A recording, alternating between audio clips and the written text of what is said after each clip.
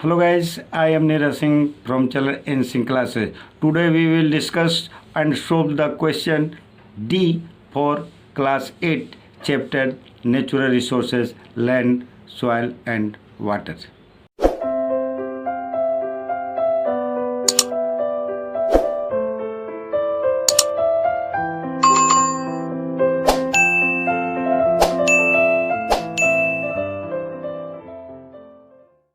Question D. Why the soil considered an important resource? Give any three reasons. कह रहा है question कि consider कीजिए कि सॉइल कैसे इम्पोर्टेंट है. इसके लिए 3 रीजन कारण बताना है कि सॉइल कैसे ज़रूरी है. ठीक है, तो soil is considered an important resources because soil को इम्पोर्टेंट रिसोर्स क्यों कहा जाता है. इसके 3 कारण हैं. फर्स्ट है agriculture production is mainly dependent upon the fertility of soil.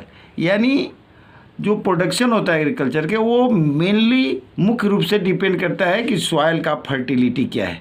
अगर फर्टिलिटी बढ़िया है तो प्रोडक्शन बढ़िया है. सेकेंड है indirectly animals are also depend upon soil to satisfy their basic needs. ये प्लांट ही नहीं, एनिमल भी अपने मूलभूत आवश्यकताओं को पूर्ति करने के लिए, अपने ज़रूरत के नीड्स को पूरा करने के लिए इनडायरेक्टली किस पे डिपेंड है? सॉइल पे डिपेंड है. ठीक है, कैसे इंडिपेंडेंट है तो आप डिपेंड करता है. तो आप देखते हैं कि आप फूड कहाँ से लेते हैं? प्लांट से लेते हैं. और प्लांट कहाँ उगता है? सॉइल में उगता है. तो आप भी या और भी एनिमल्स जो हैं वो इनडायरेक्ट रूप से अपने आवश्यकताओं को पूरा करने, मूलभूत आवश्यकता को पूरा करने के लिए किस पे डिपेंड है? सॉइल पे ही डिपेंड है. तीसरा जो कॉज है कि क्यों ये इम्पॉर्टेंट है रिसोर्स है, तो तीसरा आप कह सकते हैं it is also use for the making bricks and pottery. कह रहे कि आप तो खाने के लिए डिपेंड करते ही हैं प्लांट पे, और प्लांट कहाँ उगता है? सॉइल पे उगता है. तो इनडायरेक्टली अब सॉइल पे डिपेंड है. और सब चीज़ के लिए जैसे ब्रिक्स ईंट बनाने के लिए या मिट्टी का बर्तन बनाने के लिए भी आप सॉइल पे डिपेंड हैं. तो ये 3 कारण थे, 3 कॉजेज थे, या कह लीजिए 3 रीजन है जिसके लिए सॉइल हमारे लिए क्या है? इम्पोर्टेंट माना गया है. स्टूडेंट क्वेश्चन नंबर 2 देखिए. Highlights any 3 causes of soil erosion. Soil erosion के 3 कॉजेज क्या क्या हैं? देखिए ये सेकंड क्वेश्चन कैसे, और 3 कारण है इसमें जो हम लोग इसमें हाईलाइट करेंगे. 3 causes of soil erosion. Soil erosion तो समझते हैं आप, अगर चैप्टर को पढ़े तो वहाँ समझाया गया है सॉइल इरोजन क्या है. इरोजन में होता है अपर्दन, मिट्टी का कटाव. तो मिट्टी का कटाव कैसे है, तो सॉइल कटाव के क्या कारण हैं? 3 कारण को हाईलाइट करना है. तो पहला हमने हाईलाइट किया है नेचुरल एजेंट्स. जैसे आप देखते हैं कि सॉइल का जो कटाव होता है, मिट्टी का जो अपर्दन होता है, सॉइल इरोजन जो होता है वो नेचुरल एजेंट से भी होता है. नेचुरल एजेंट कहने का मतलब कि वाटर से भी सॉइल इरोजन होता है, विंड के माध्यम से सॉइल इरोजन होता है, ग्लेशियर है इसके वजह से भी सॉइल इरोजन होता है. तो पहला जो हमने कोज दिया है वो है नेचुरल एजेंट. ठीक है, दूसरा कोज क्या है? डिफॉरेस्टेशन. आप पढ़ें डिफॉरेस्टेशन किसको कहते हैं? अरे लार्ज स्केल पे जंगल काटा, पेड़ को क्या काटना क्या कहलाता है? डिफॉरेस्टेशन कहलाता है. तो आप जंगल काटिएगा, पेड़ काटिएगा तो पेड़ क्या करता है? ट्री क्या करता है? मिट्टी, उसके रूट जो होते हैं सॉइल को बाइंड करके रखते हैं, बांध करके रखते हैं. अब जैसे ही अगर उसका आप कटाव कीजिएगा, डिफॉरेस्टेशन कीजिएगा, तो मिट्टी को बांध के, सॉइल को बांध के नहीं रखेगा, और जिसके कारण क्या होगा? इरोजन होगा. तीसरा कारण है ओवर ग्रेजिंग एंड माइनिंग. आप एक ही फील्ड में लगातार कैटल्स के क्या करिए? ग्रेजिंग कराइएगा, उस पर चारागाह का काम लीजिएगा, मवेशी को चराइएगा. ठीक है, तो क्या होगा? ऊपर का वो जो सॉइल होता है वो उखड़ जाता है, हवा के कारण बह जाता है. या आप माइनिंग कीजिएगा, खोद करके मिनरल निकालिएगा, जिसके कारण क्या हो सकता है? सॉइल इरोजन होगा. तो ये 3 कारण थे सॉइल इरोजन का. क्वेश्चन नंबर 3 देखेंगे students. Explain hydrological cycle with the help of A diagram. तो इस क्वेश्चन को देखने के लिए आप पहले डायग्राम देख लीजिएगा बुक में. उसमें आपको डायग्राम में पढ़ाते समय समझाया गया है. ठीक है, तो यहाँ सबसे पहले आप आंसर शीट में जो आप बनाइएगा नोट्स, तो उसमें आप क्या कर लीजिएगा? आप पहले उसमें फिगर बना लीजिएगा बुक से. तो इसमें इसका आंसर है कि 3 hydrological cycle include the process of hydrological cycle होता है, उसमें बहुत सारा प्रोसेस होता है. ठीक है स्टूडेंट। तो प्रोसेस में कौन कौन सी इंक्लूड है नेक्स्ट पेज में देखते हैं। ठीक है, देखिए तो उस प्रोसेस में क्या क्या चीज़ होता है। तो सबसे पहले होता है इवोपरेशन होता है। इवोपरेशन आप समझते हैं, water change into water vapour below the boiling point is called evaporation. तो ये हाइड्रोलॉजिकल साइकिल में क्या होता है, पानी इवोपरेट होता है, और जब वो इवोपरेट हो जाता है तो ऊपर जाके क्या होता है, कूल डाउन होता है, उसी को कंडेंसेशन कहते हैं, और फिर वो वर्षा के रूप में ज़मीन पे आता है, सॉइल पे आता है। द हीट ऑफ द सन।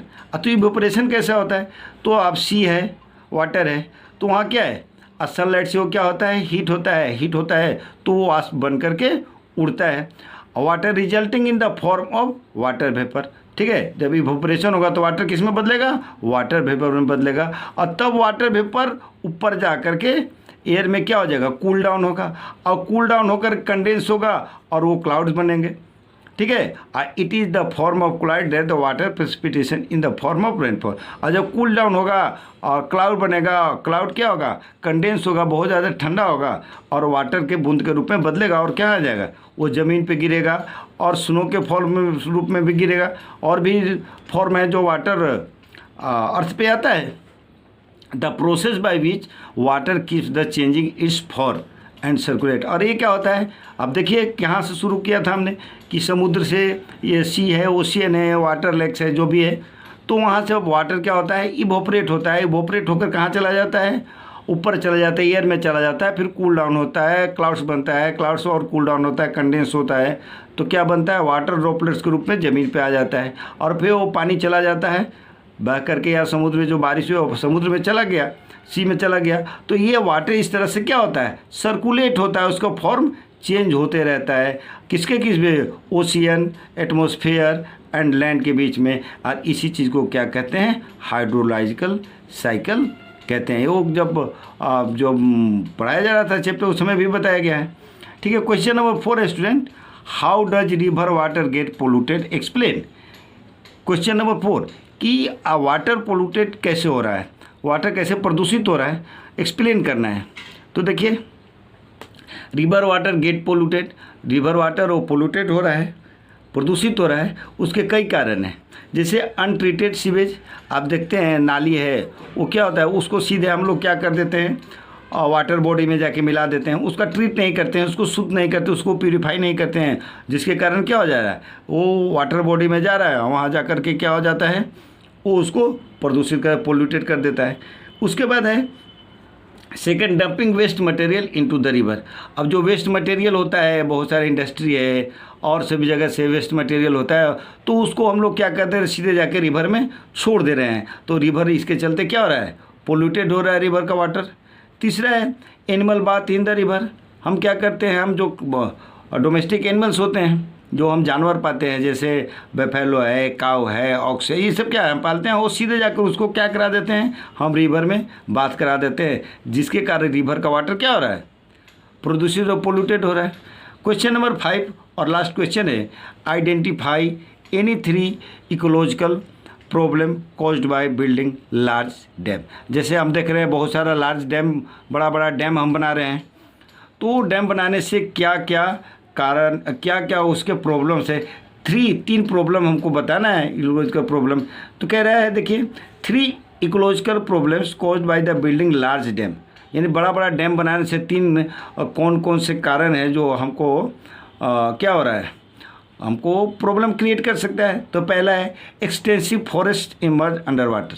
देखिए, जब आप डैम बनाते हैं, डैम कैसे बनाते हैं, तो पानी को, वाटर को हम रोकते हैं, नदी को, पानी को हम रोकते हैं, और जब रोकते हैं तो क्या होता है, वो फैलना शुरू कर देता है, तो बहुत ज़्यादा दूर तक फैल जाता है, जिसके कारण जो फॉरेस्ट होता है वो पानी में सबमर्ज होता है। जब पानी में डूब जाएगा तो फॉरेस्ट वहाँ से क्या हो जाएगा, ख़त्म हो जाएगा।